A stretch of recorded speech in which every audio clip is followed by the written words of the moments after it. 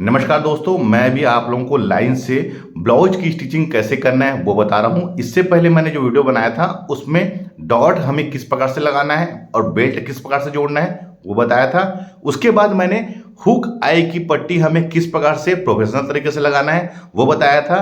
इस वीडियो में जो आप लोगों को जानकारी दूंगा ये बहुत ही ज़्यादा महत्वपूर्ण होने वाली है। आमतौर पर जब हम ब्लाउज की स्टिचिंग करते हैं तो ये समस्या सभी को आती है।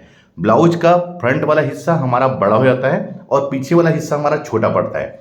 वो क्यों होता है और उसका कारण क्या है और उसका सलूशन क्या है अपने इस वीडियो में बताऊंगा। तो आप लोग वीडियो को कंटिन्यू और पूरा जरूर देखें, यह वीडियो बहुत ज़्यादा इंपॉर्टेंट होने वाला है। जब भी हम ब्लाउज की कटिंग करते हैं, देखिए मैंने अभी आप लोगों को मैंने ब्लाउज इसमें स्टिच करके रखा हुआ है। देखिए ये पार्ट अभी ये सामने का पार्ट और ये पीछे का पार्ट बिल्कुल बराबर है। मैं इसको हटा देता हूँ जिससे कि आपको समझने में आसानी हो। एक तरफ से बताता हूँ, देखिए ये वाला हिस्सा हमारा सेंटर है और सेंटर में रखने के बाद देखिए ये अभी हमारा बिल्कुल बराबर है, सामने का पार्ट और पीछे का पार्ट। इसका कारण क्या है कि पीछे का पार्ट हमारा छोटा हो जाता है और सामने का पार्ट बड़ा हो जाता है। जब भी हम ब्लाउज की कटिंग करते हैं ध्यान रखेंगे, जैसे इसका जो कमर है, देखिए हम जब भी ब्लाउज की कटिंग करते हैं तो पहले हम बैक पार्ट की कटिंग करते हैं, उसके बाद उसको रख के हम सामने पार्ट की कटिंग करते हैं। मैंने इसका कमर लिया था 24 इंच, तो 24 इंच का 1/4 होगा हमारा 6 इंच। 1 इंच इसमें डॉट का, ये 1 इंच और 1.5 इंच मैंने इसमें मार्जिन लिया हुआ है। देखिए ये 1.5 इंच, ये मार्जिन हमारे ढीला करने का काम आता है। ब्लाउज इनकेस अगर ब्लाउज टाइट होता है तो ये ढीला करने के काम आता है। अब इसी को हम रख के सामने पार्ट की कटिंग करते हैं, ये वाला पार्ट सामने पार्ट की कटिंग करते हैं। लेकिन हम इसमें 1 इंच की जो डॉट पीछे पार्ट में जो डॉट पड़ता है उसकी मार्जिन ऐड रहती है, इसमें भी और इसमें भी। अभी मैं इसमें डॉट नहीं लगाया हूं तो देखिए ये बिल्कुल बराबर है। ये आप देख सकते हैं ये बिल्कुल बराबर है, सामने का पार्ट और पीछे का पार्ट। ये देखिए ये बिल्कुल अभी बराबर है, कोई भी पार्ट हमारा छोटा और बड़ा नहीं है, सामने का पार्ट और पीछे का पार्ट। लेकिन अब इसमें हम डॉट लाएंगे। देखिए दोस्तों डॉट लेंगे, डॉट लगाने के बाद मैं आप लोगों को दिखाता हूं कि पीछे का पार्ट हमारा छोटा हो जाता है और सामने का पार्ट बड़ा हो जाता है। कारण वही है क्योंकि अभी इसमें डॉट हमने लगाया नहीं है, इसकी वजह से सामने और पीछे का पार्ट बराबर है। देखिए मैं आप लोगों को फिर से बता रहा हूं, जब भी हम ब्लाउज की कटिंग करते हैं तो पहले हम बैक पार्ट की कटिंग करते हैं, उसके बाद रख के सामने पार्ट की कटिंग करते हैं। तो डॉट का जो मार्जिन है वो हमारे सामने पार्ट में भी ऐड रहता है, लेकिन हम पीछे के पार्ट में डॉट मार लेते हैं, लेकिन सामने के पार्ट में डॉट का मार्जिन उसमें एक्स्ट्रा रहता है। इसकी वजह से हमारा सामने का पार्ट पीछे के पार्ट से 1 इंच बड़ा रहता है। तो मैं भी आप लोगों को डॉट ला के दिखाता हूँ, उसका बताऊंगा कि हमें उसको किस प्रकार से एडजस्ट करना है। यही कारण है कि हमारा ब्लाउज का सामने का पार्ट बड़ा और पीछे का पार्ट हमारा छोटा रहता है। अब देखिए ये हमारी 1.5 इंच की मार्जिन का मैंने यहाँ पर निशान लगाया हुआ है, ये हमारी 1.5 इंच की मार्जिन है। डॉट लगाने का फार्मूला क्या है दोस्तों, आप यहाँ पर से इसको ऐसा सेंटर ले लीजिए। देखिए कैसे ले रहा हूँ मैं, ये इस प्रकार से आप जहाँ पर हमने 1.5 इंच मार्जिन का निशान लगाया वहाँ से, और यहाँ पर से ये मैं कट लगा लिया। देखिए अब इसको मैं ओपन कर लेता हूँ, मैं बहुत डिटेल से बता रहा हूँ दोस्तों। ये देखिए ये हमारा यहीं पर हमारा डॉट पड़ेगा। यही तरीका है बैक पार्ट में डॉट लगाने का। आप 1.5 इंच मार्जिन को छोड़ के आप इसको यहाँ पर ऐसा फोल्ड कर लीजिए दोनों पार्ट को, यानी कि ये वाले भी पार्ट को और ये वाले भी पार्ट को, और यहाँ पर से आप इसका सेंटर का निशान ले सकते हैं। ये यहाँ पर ये हो गया हमारा, दोनों डॉट का निशान पड़ गया है।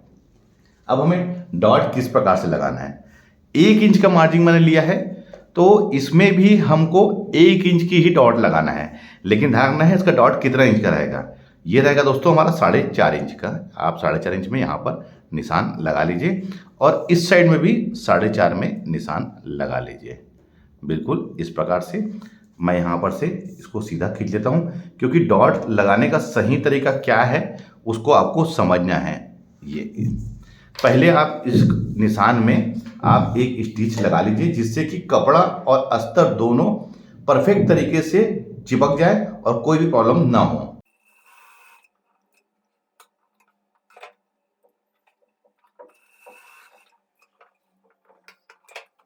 मैंने जहां निशान लगाया है पहले उसी में स्टिचिंग कर लिया। उससे क्या होगा दोस्तों, ये अस्तर और कपड़ा बिल्कुल एक बराबर दबेगा, कोई भी प्रॉब्लम नहीं होगी। अब मैं यहाँ पर डॉट लगा लेता हूँ। देखिए मेरे को डॉट 1 इंच का लगाना है, आप हाफ इंच में नेट आप इसको स्टिचिंग करिए।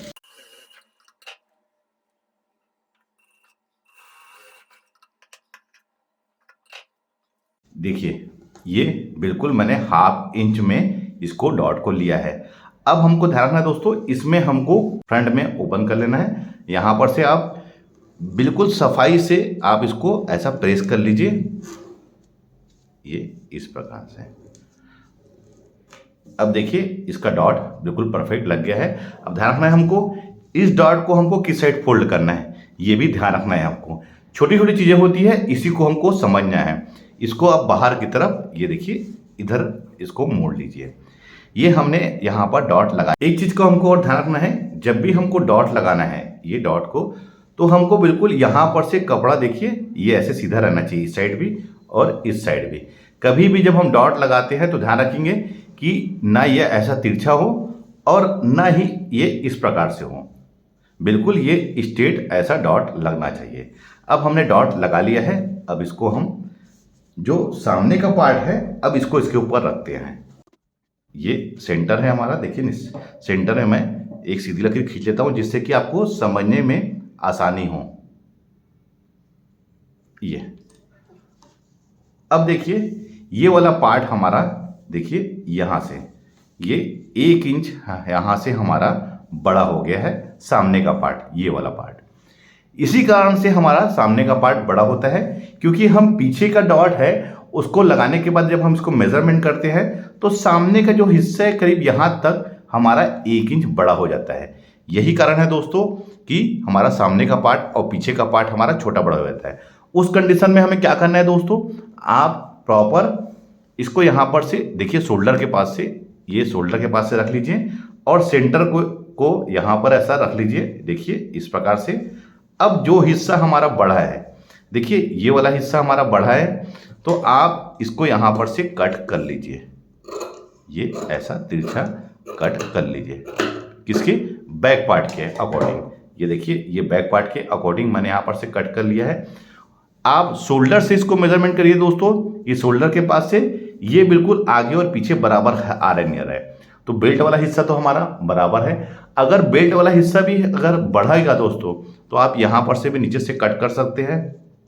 आर्म होल के साइड में, अगर ये आर्म होल के साइड में देखिए ये भी हल्का सा हमारा हाफ इंच बढ़ रहा है, तो इसको भी यहां पर से आप बराबर ले सकते हैं, कोई भी प्रॉब्लम नहीं होगा।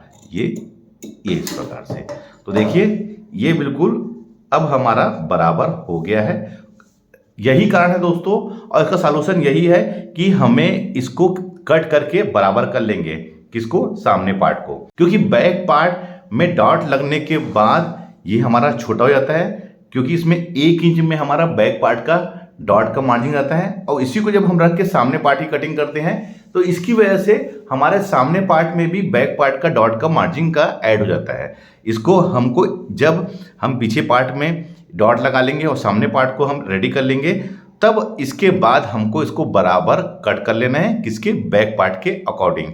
अगर नीचे से बड़ा होता है तो आप नीचे से कट कर लीजिए, साइड से बड़ा होता है तो साइड से कट कर सकते हैं, कोई भी परेशानी नहीं होगी, क्योंकि बैक जो है बिल्कुल हमारा नेट कटा रहता है, इसमें कोई परेशानी नहीं होगी। देखिए ये तो 4 डार्ट बेल्ट ब्लाउज है।